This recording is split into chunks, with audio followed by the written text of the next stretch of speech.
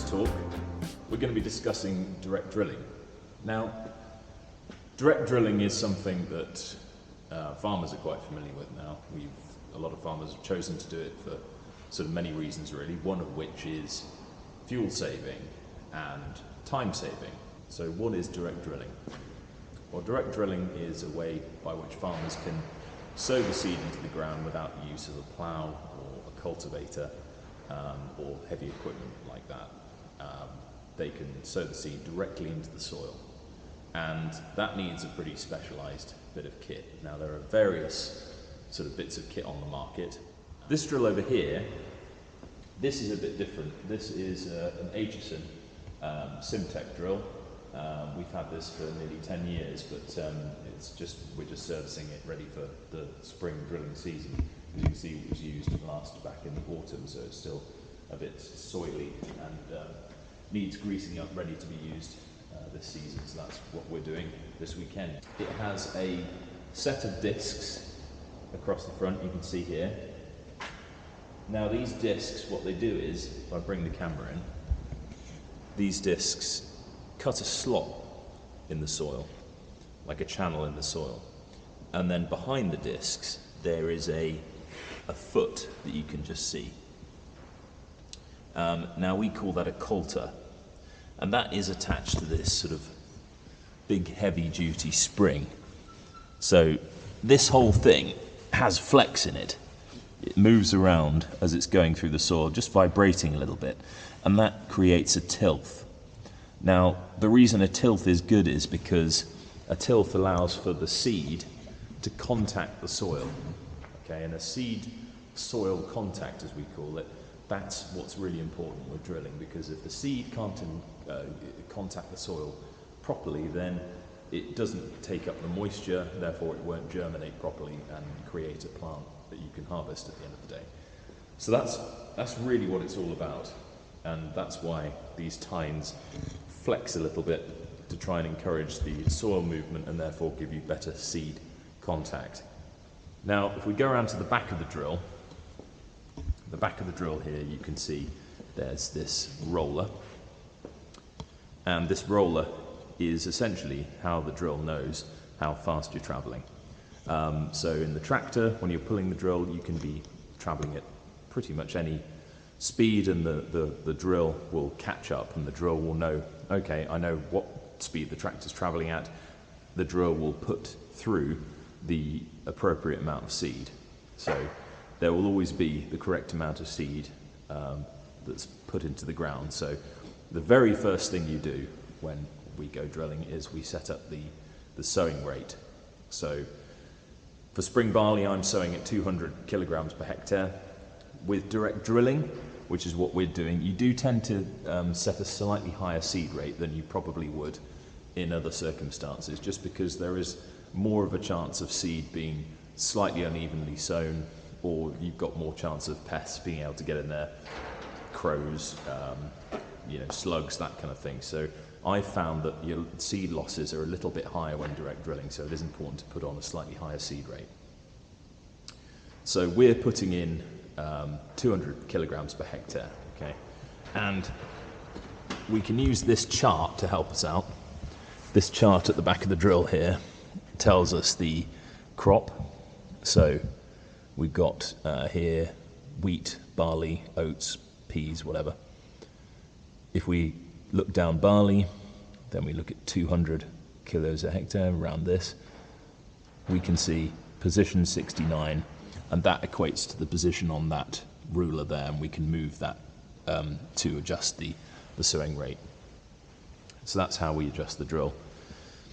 So this is really important, this roller at the back, because not only does it govern how much seed the drill puts out, it also sort of supports the drill as it's moving through the soil.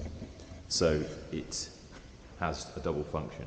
Its other function is to not compact the soil around the seed, because the one thing you don't want to do is you don't want to sort of push in the soil so much that you're pressing the seed really deep and far too deep to germinate. So this is the reason why this roller has this sort of appearance where it has these gaps, because each gap, if you can just see if I line up the camera, each gap correlates with where there is a coulter, so you're not rolling on top of the seed.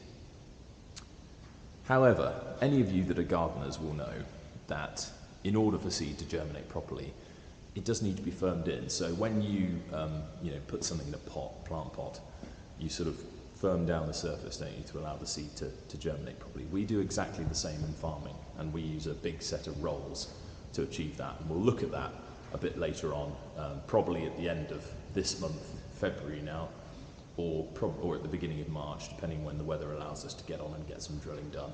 So we'll catch up again then, and we'll have a look at the machine in action. What else are we doing with them? What are we doing? Well, we need to grease all of these points. There's one there. Farm machinery still hasn't quite caught up with a lot of the stuff you use for your car, for example. You never need to grease up your car anymore.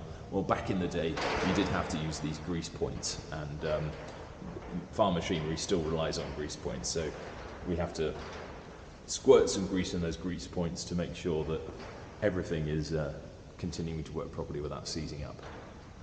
What else are we doing? Well, inevitably, when you're dragging an implement through soil for many hours a day, things wear out, things need replacing. And one of the things that wear on your drill is the coulters, the points. So if I move the camera down, these points that go into the soil, those wear down. These are not too bad. Most of these I replaced last season, but one thing that does go, and I've had to, as you can see, patch it up temporarily with gaffer tape because obviously I was using the machine at the time and didn't have a replacement, is these rubber parts. These get really brittle in time and they break up. So when you go through the soil, if you sort of hit a bump or a stone, these can, here's an intact one, these can break and they snap off here, and they're only made of rubber with a bit of metal reinforcement. And if they snap off, obviously your seed isn't going where it needs to go. So we replace them with some new parts. So let's go and get the parts and I'll show you what we do. So drill parts here. This is the part we're looking at. This is a replacement for that. So this one's fine, you can see it hasn't broken up, but there's a couple that need replacing because they've fallen apart or they're just generally looking worse for wear.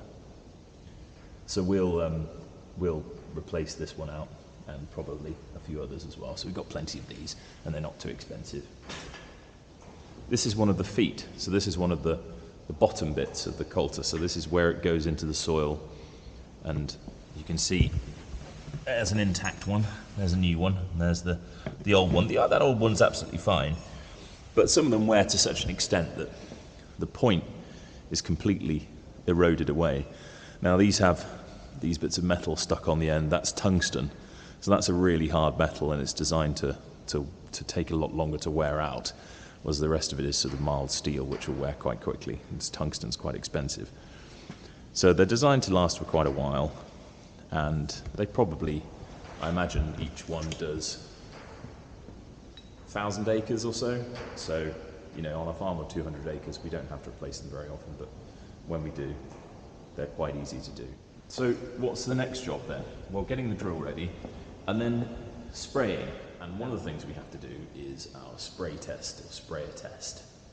And the sprayer has to be tested every year. It gets an MOT, just like your car, a yearly thing to make sure it's functioning correctly and it's not going to contaminate the environment in any way.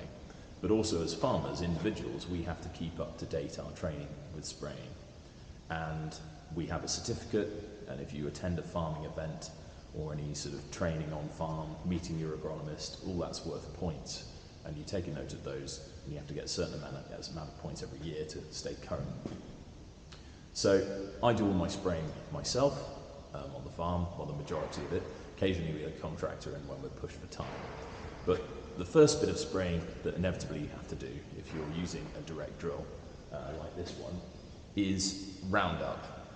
Now, Roundup is getting a pretty bad press at the moment.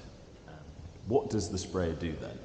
Well, we'll go into that in a bit more depth when we're starting to apply the spray on the farm. But again, it needs to be serviced.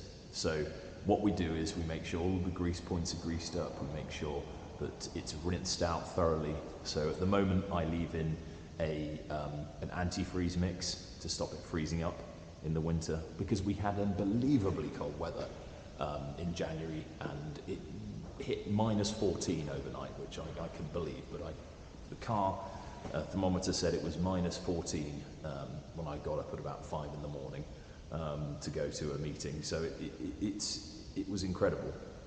So much so that water froze indoors, and this barn it's not insulated, but still it has to get incredibly cold for liquid to freeze in here, and it did. It froze.